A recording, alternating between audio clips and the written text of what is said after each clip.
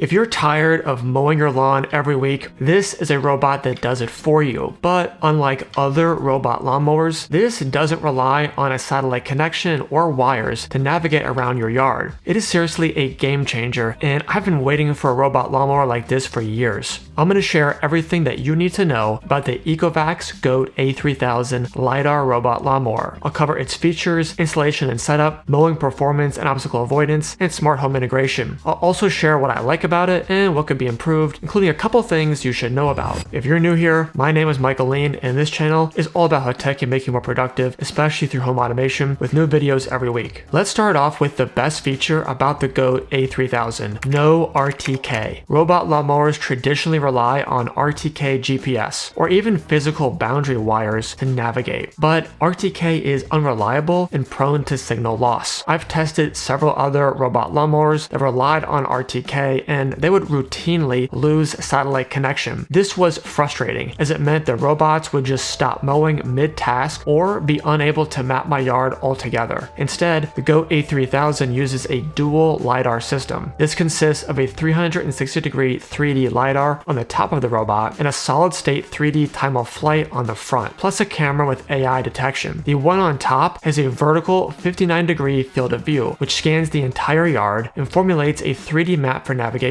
The one in front specializes in close distance measurement using laser sensors for mowing along edges and avoiding obstacles. The AI camera is powered by an 8-core processor, which is meant to help the robot quickly identify objects and navigate around them like people, pets, furniture, garden hoses, and toys. But I have more to say about its capabilities here later. Combined, these features are supposed to offer 2-centimeter precision in navigating your yard and ensure that the robot moves in a logical, striped pattern. But most of all, it means the A3000 can operate near walls and fences or under roofs or large trees without signal interference like you would find on a robot that uses RTK GPS. The dual LiDAR system is simply easier to set up and more reliable, and I can't stress that enough. This finally brings the ease of mapping the inside of your home with a robot vacuum and mop to the outdoors with a robot lawnmower, eliminating so much hassle. But LiDAR navigation isn't the only benefit. It also runs on a powerful 32-volt platform. This allows the robot to operate with more power and faster rotating speeds, able to cover 400 square meters, about 4,300 square feet per hour. It also enables it to climb up a 50% or 27-degree slope, and it can climb over a 4-centimeter or 1.6-inch barrier. It uses a dual-blade disc cutting system spinning at 3,000 RPM, similar to a traditional lawnmower. The dual-blade setup has a cutting width of 33 centimeters or 13 inches and is designed to eliminate gaps so you get beautiful lawn stripes. You can adjust the cutting height in 1 centimeter increments from 3 centimeters up to 9 centimeters or 1.2 inches up to 3.5 inches, which should cover most lawn types. It is designed to mow yards up to 3/4 of an acre, which is 3,000 square meters or 32,000 square feet, making it suitable for medium to large lawns. The GOAT A3000 is powered by a 5 amp hour battery with 180 watt fast charging, able to fully recharge itself autonomously in just 45 minutes by pulling into a charging station. Thanks to ECOVACS for sponsoring this video and supporting the channel. Inside the box, you'll find the robot fully assembled, plus the charging station, power cables, replacement blades, and instruction manuals. This was the least amount of setup I've ever had to do for a robot lawnmower, and it's not even close. The robot came fully assembled, so there wasn't a single thing that I needed to attach or screw into place. The only physical setup I had to do was choose a location for the charging station and anchor it to the lawn using the provided ground stakes. From the ECOVACS app on your phone, you can pair the robot and install any available firmware updates. After that, you can have it map your yard so it knows where to work. You can have the robot do this automatically, or you can drive it around using a virtual joystick within the app, which only took me 2 minutes. And that was it. You can actually go from unboxing to mowing in under 10 minutes, which is not something I can say of other robot lawnmowers. Installing the firmware update was the longest part. From the ECOVACS app,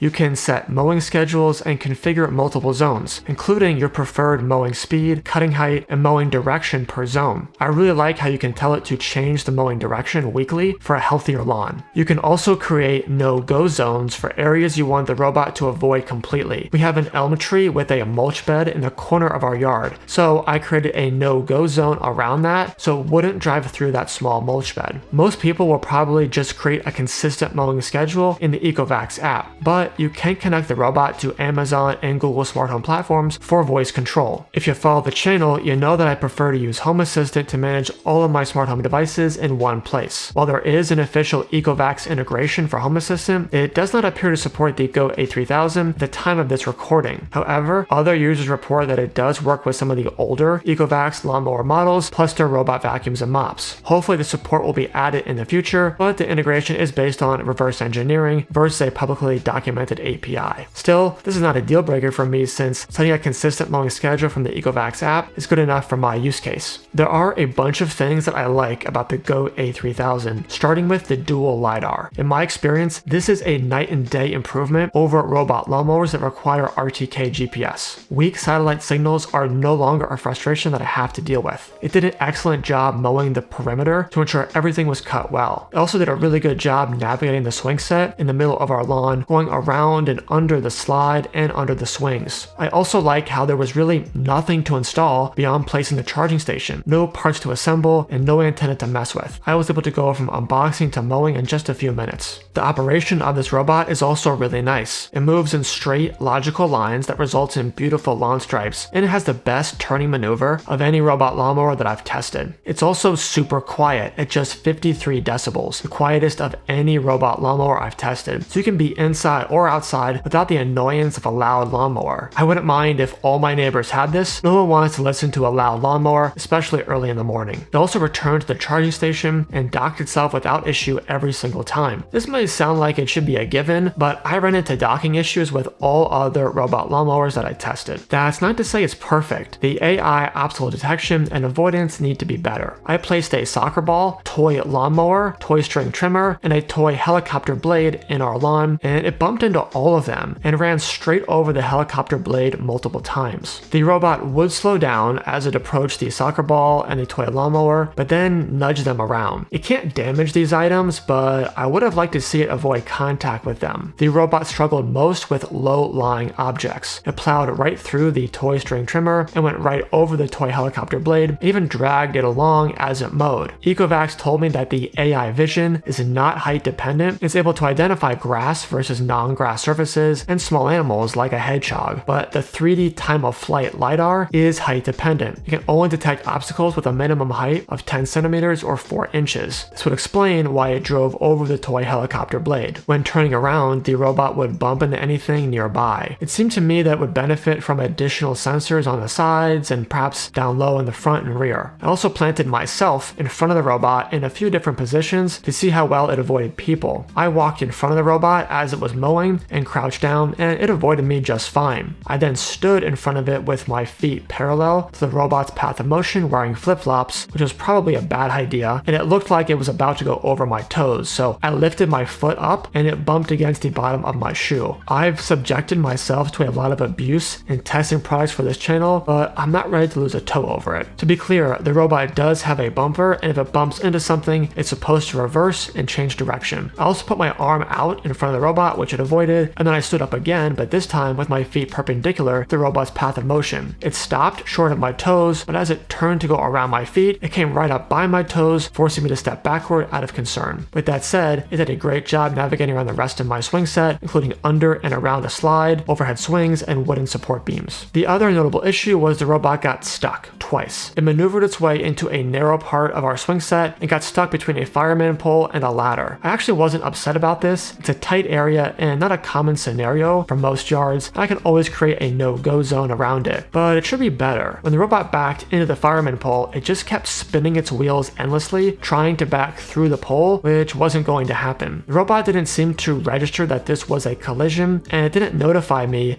that it was stuck, even though it was. It should recognize this was a collision event, and if it cannot confidently move out of the way safely, it should just stop in place and send an alert that it is stuck and needs assistance. The second time it got stuck was in our mulch bed. Its wheels dropped down over the edge when turning around, and it sounded an audible alert and sent a notification in the app that it was stuck and needed assistance. But it never actually got stuck. It moved its way out of the mulch bed all by itself and then just returned to the charging station. So when it was actually stuck, it didn't recognize that it was stuck, and when it claimed that it was stuck, it wasn't, which was confusing. The dual LiDAR and a 32-volt energy platform really separate the GOAT A3000 from other robot lawnmowers. These aren't just tech specs, they actually deliver simpler setup, faster mowing, and improved reliability compared with other robot lawnmowers that I've tested. Avoiding obstacles and handling situations when it gets stuck both need to be improved. It was concerning how close it came to running over my bare toes, which gives me pause about letting my kids play in the backyard when it's mowing. But the reality is, I would just have it mowed during times that we're not in the yard anyway, so this shouldn't be a situation that I find myself in. The dual LiDAR without the need for an RTK antenna made such a difference. It can actually deliver on the promise of giving me time back, letting the robot take care of the yard so I can spend time on other things I'd rather be doing. And compared with a traditional gas-powered lawnmower, there's no need to deal with oil changes, emissions, or loud noises. I genuinely think that the GOAT A3000 can be really helpful to families with busy schedules, or the elderly who can no longer work in the yard, or anyone who just enjoys the latest smart home tech. The ECOVACS GOAT A3000 LiDAR costs $3,000, so you'll just have to decide if that makes sense for your budget. Let me know if you think the GOAT A3000 is the GOAT of robot lawnmowers down in the comments. And while you're there, give this video a like and consider subscribing. Thanks so much for watching, and I'll catch you in the next one.